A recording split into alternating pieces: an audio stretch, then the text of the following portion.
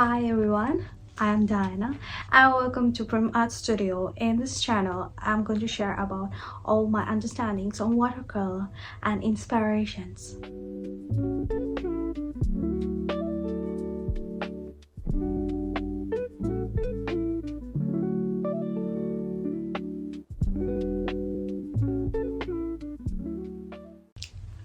Today we are going to talk about monochromatic painting scheme, and before getting straight into the painting, let's get familiarized with some of the terminologies that will help you to understand the colors very well.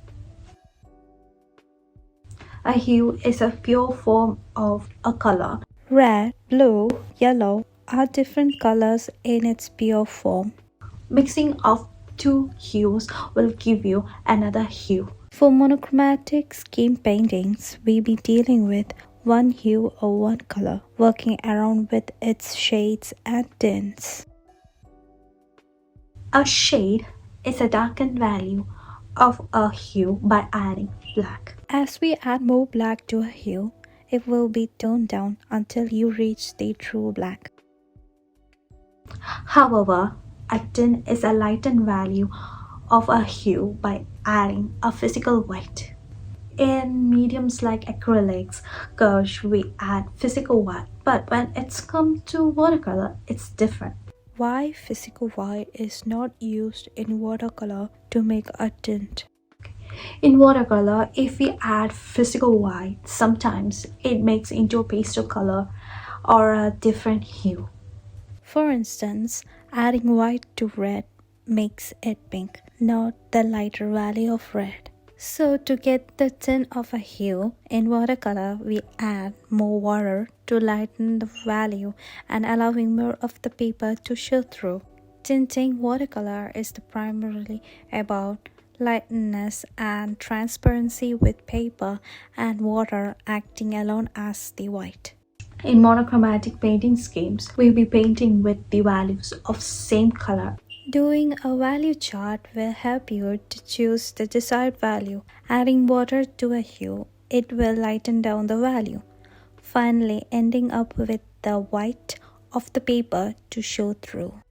Monochromatics help us to learn the different values of a hue and the contrast between them, and also how to layer them. Depending on the contrast of values, things that fade into the background will be lighter in value and becomes almost out of focus, whereas the objects with darker values will become the principal focus of the scene. Today I'm going to paint a misty forest landscape using atmospheric perspective.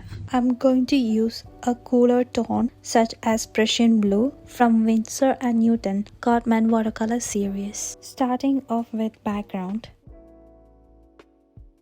Depth to the background are created by distant trees in lighter value, so distant trees in the background will be very subtle and soft. We can add tree with same values. We will add one layer of trees at a time. I'm planning to paint a hilly area with lot of dense mist between each hills. To show dense mist effect, I'm leaving some wide areas between the hills.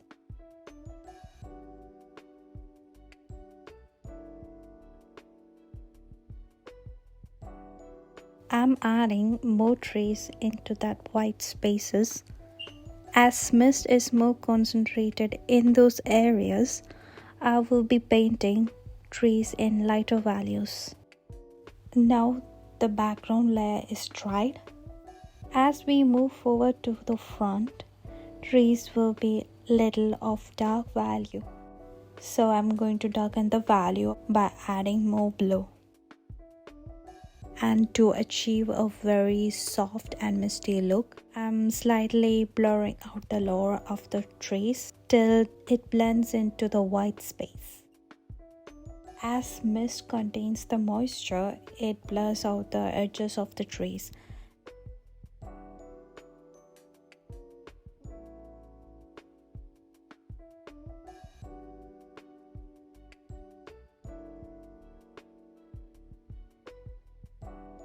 Here now I'm creating a illusion of dense mist that is flowing from the top of the hill.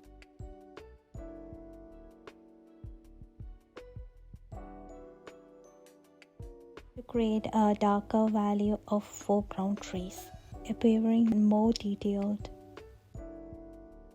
Repeat this step till you are satisfied with the scene.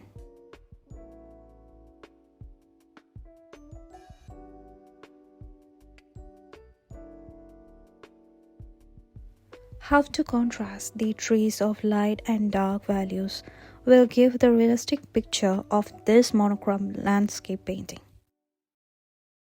Here's your finished landscape of Misty Forest. After painting this, I really felt at ease with this technique. Practicing with various compositions and determining what values to employ to highlight or hide particular elements in the painting.